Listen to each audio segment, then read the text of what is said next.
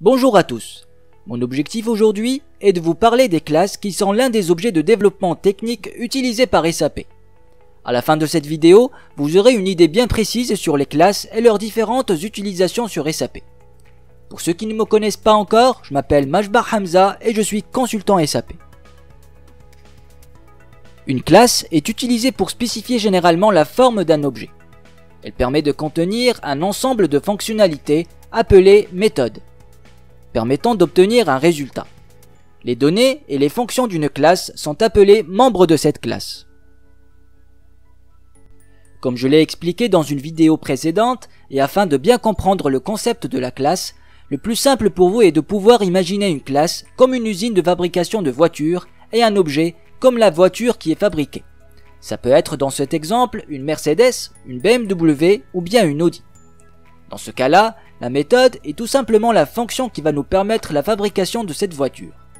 On aura alors une méthode pour fabriquer une Mercedes, une méthode pour fabriquer une BMW et enfin une méthode pour fabriquer une Audi. Lorsqu'on définit une classe, on définit un blueprint pour un type de donnée. En aucun cas, on définit la donnée, mais on définit uniquement la signification du nom de la classe, la composition de son objet et les fonctions utilisées. Pour être plus simple, on fait que définir les caractéristiques d'un objet, à savoir ses attributs, ses champs et ses propriétés. Les attributs sont des champs de données qui sont déclarés dans une classe et qui peuvent contenir n'importe quel type de données. Ces attributs peuvent être divisés en deux catégories. La première catégorie sont les attributs d'instance qui définissent l'état spécifique à l'instance d'un objet. Les états peuvent être différents pour différents objets. La deuxième catégorie sont les attributs statiques qui définissent un état commun d'une classe qui est partagé par toutes les instances de la classe. En d'autres termes, si vous modifiez un attribut statique dans un objet d'une classe, la modification est également visible pour tous les autres objets de la classe. Donc, la même logique est appliquée aussi pour les méthodes. Premièrement, on trouve les méthodes d'instance qui sont spécifiques à l'objet et ont un accès à tous les attributs du type instance. Ensuite, viennent les méthodes statiques qui ne dépendent pas de l'objet mais ont un accès seulement aux attributs et aux événements statiques. Une chose intéressante à savoir aussi sur les méthodes, c'est qu'il y a deux types de visibilité.